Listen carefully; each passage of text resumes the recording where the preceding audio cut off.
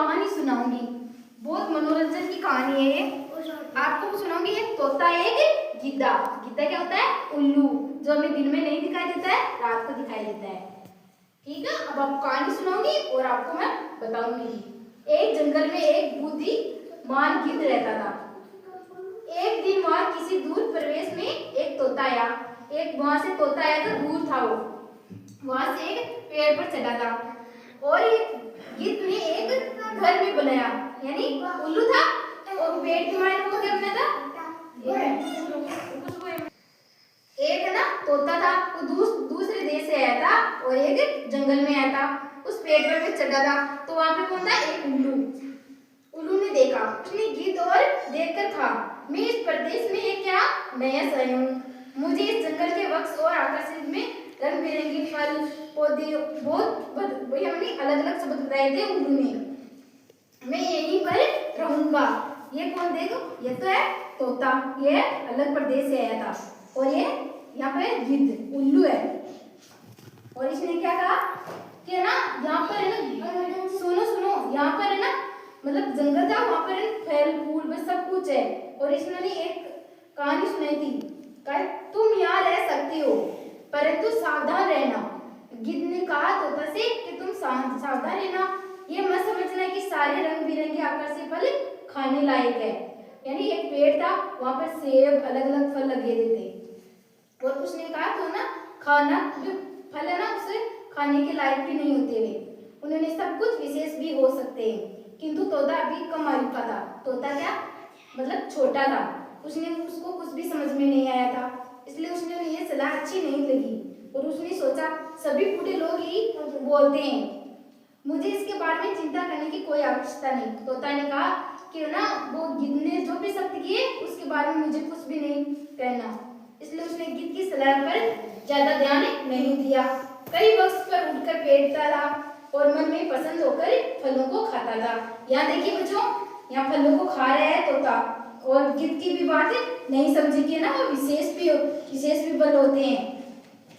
अब यहाँ पर देखिए एक दिन कुछ है ना लाल रंग के फलों में बहुत आकर्षित था, बस उन्हें खाना शुरू कर दिया। किंतु इन फलों को खाने के बाद तोता क्या हो गया?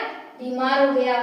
गिद्ध ने ना उसे समझाया कि इन फलों में एक विशेष भी है कि आप पूरे फल भी नहीं खा सकते हो, तो है ना विशेष फल भी है। तोते ने गिद्ध से अपनी बीमारी की बात बताई। तोता है ना तोते इलाज किया था, फिर गिद्ध है ना गुदगुद बीमार हो गया तोता, इसलिए उन्हें इलाज भी किया और कुछ दुआएं खिलाकर तोते की जान बचाई। गिद्ध ने उसे जान बचाई थी।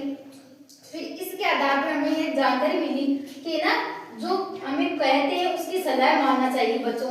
इसलिए तोते ने उसे, यहाँ पर देखिए ये क्या है? तोता और गिद्ध है और उन्होंने इसकी बात भी माननी होगी। जब उससे जो भी बढ़े ना उसको हमें बातों से समझाना चाहिए, हमें जो भी कहे उसको सब कुछ अच्छे से समझना चाहिए। ठीक है, इस कहानी की यही है कि बड़ों का आदर करना चाहिए, उनके कहने के आधार पर हमें करना चाहिए।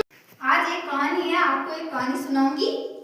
एक तो था यहाँ पर सांप था और एक था बुजुर्ग आदमी।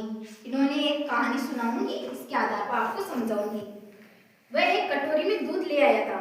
एक था बिल में कौन रहता है? सांप रहता है ना, सांप रहता है। उसमें नाग के सामने उसे रखकर बोला, हे नाग देवता, आप इस भूमि के स्वामी हो। मुझे नहीं पता था कि आप यहाँ रहते हो, इसलिए मैंने आपको कोई उपहार नहीं दिया।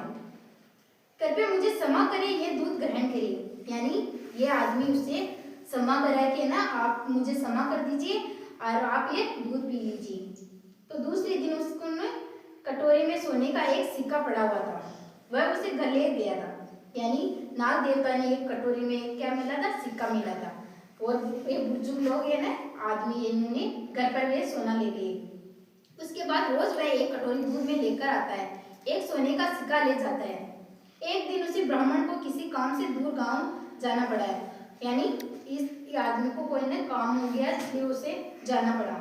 उसके अपने लड़के से कहा कि एक भाभी मैं जाकर नाग देवता को दूध ले देता हूँ।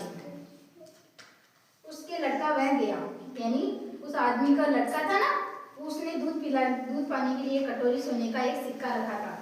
उसने सोचा कि अवश्य ये इस बिल में बहुत अधिक है, यानी ये लड़का लालचा हो गया था। इसने कहा था कि ये इस कटोरी में मैं एक सोना मिलूंगी तो नाग देवता और भी सोना यहाँ पर देके एक दिन में एक एक नहीं सारे सोने ले जाते हैं। रोज रोज एक कस्बिया लेकर बदले क्यों न सारे सोना ही एक हासिल कर रहे हैं।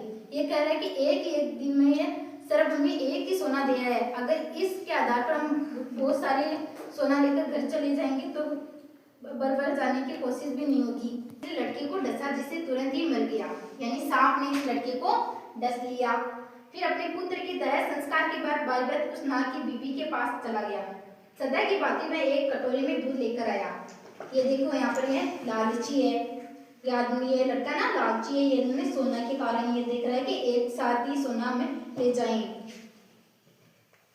फिर है ना दोबारा है उस देखकर नाग ने कहा तुम अपने पुत्र को खोने के बाद भी मेरे पास आई, यानी वो आदमी था ना जो बाहर गया था उसका, जब उसने कहा था कि ना तुम सोने मतलब आपका बेटा ने ना खो दियो, उसके बाद भी आप यहाँ पर आए हो। तुम्हारा लड़का मूर्ख था, उसके मुझे मारने की कोशिश की, सो मैं उसे डस लिया, तुम उसे भी खो गया। मैं तुम्हें अंतिम बार हीरा दे रहा हूँ, यानी नाग देवता ने कहा कि मैं तुम्हें एक अंतिम बार एक हीरा दे रहा हूँ। उसके अपने बेटा को या रोज एक आदमी का दर्शन लिया, उदास होकर वह वापस चला गया।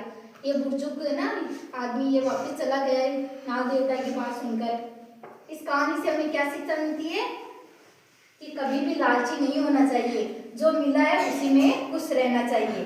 ठीक है बच्चों, समझ में आ गई आपको कहानी? समझ में आ गई ना? ठीक है, ओके बच्चों।